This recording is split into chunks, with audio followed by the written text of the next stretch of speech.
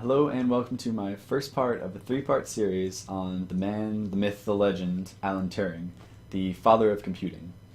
This is part one. It's going to be on Alan Turing's life, short biography of just who he was. It's just going to be a few minutes.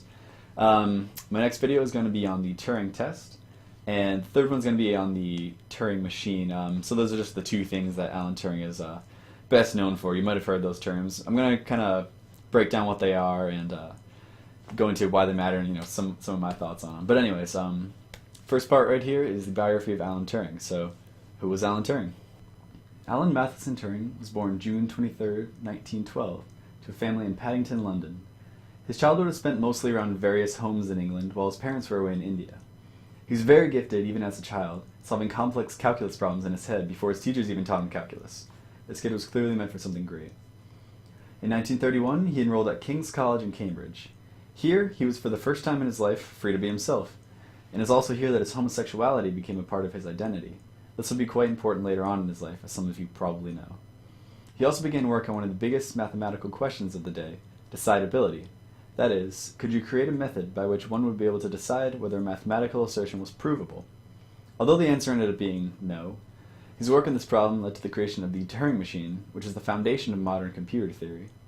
This idea eventually led to the universal Turing machine, which is, while still theoretical, not an actual physical machine, a machine that can do everything a modern computer can do, and is exactly equivalent to it. If something can't be done on a Turing machine, well, it just can't be done by a computer. But more on this in a later video. You can click on it there if you want.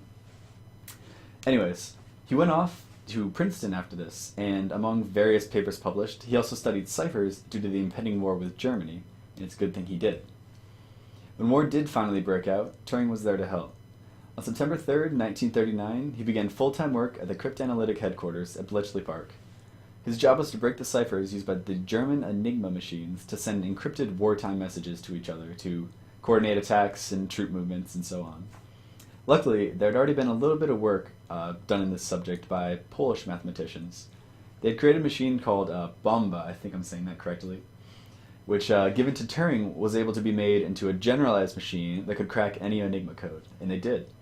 From about late 1940 till the end of the war, the Turing-Welchman Bomba, again, hopefully I'm saying that correctly, it was regularly cracking intercepted German messages, and the English just totally remained silent, happy to let the Germans think that their ciphers were just unbreakable. Near the end of the war, Turing began thinking about how to apply his Turing machine to a real digital computer, a physical embodiment to his universal Turing machine. He liked to say he was building a brain. He seemed to have a lot of profundity to his thoughts. Some of his contemporaries thought that the human brain, by intuition, was capable of solving problems that were unsolvable for a computer, or undecidable. Turing was skeptical and thought that one day computers would allow humans to embody intelligence in an artificial form. So this was pretty cool and very forward-thinking for his time. Just try and imagine it's 1940. Anyways. So after the war was over, Turing began working at the National Physical Laboratory as Senior Principal Scientific Officer. His designs for a computer called the Automatic Computing Engine, or ACE, was formally approved in 1946.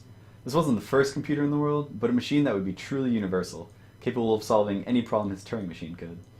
Basically by this I mean, as an example, arithmetic expressions would be done in code rather than by electrical components, as contemporary American computers were. In 1947, Turing made his abbreviated code instructions language, one of the earliest programming languages, by the way.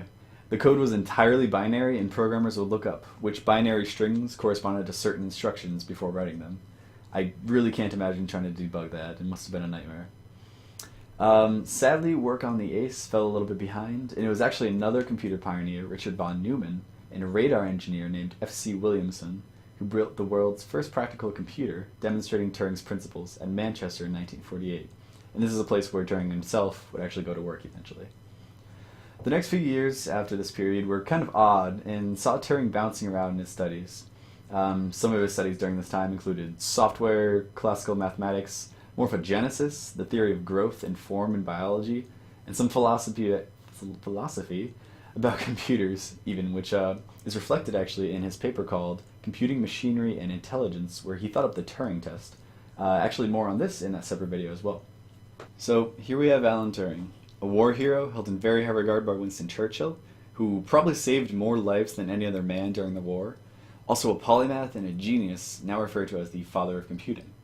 So how was he rewarded? On March 31st, 1952, after he called the police about a robbery that took place in his house, he told them that it might have been his boyfriend that did it. This was during a time when homosexuality was illegal in the UK, and he was arrested. He was given the option either to go to jail or to take estrogen in order to cure his homosexuality by getting rid of his libido. He accepted the estrogen treatments, unfortunately.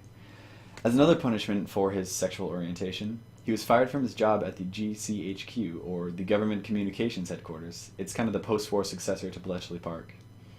Homosexuals had become, at that time, ineligible for security clearance. This exclusion eventually led to Alan Turing's suicide by cyanide ingestion on June 7, 1954. His cleaner found him a day after in his room. So this is the short story of Alan Turing, a genius who was celebrated only several years after his amazing accomplishments in computing. His unfortunate and untimely end is tragic, but perhaps we can at least learn from this cruelty and be more accepting as a society, a goal in which I believe we are already making great strides. Anyways, guys, thanks for watching. Be sure to click on my other two videos if you're at all interested in Turing. The Turing Test and the Turing Machine, they're definitely two things he's best remembered for. But I guess there's nothing else to talk about. Deadbeat Devs, signing off.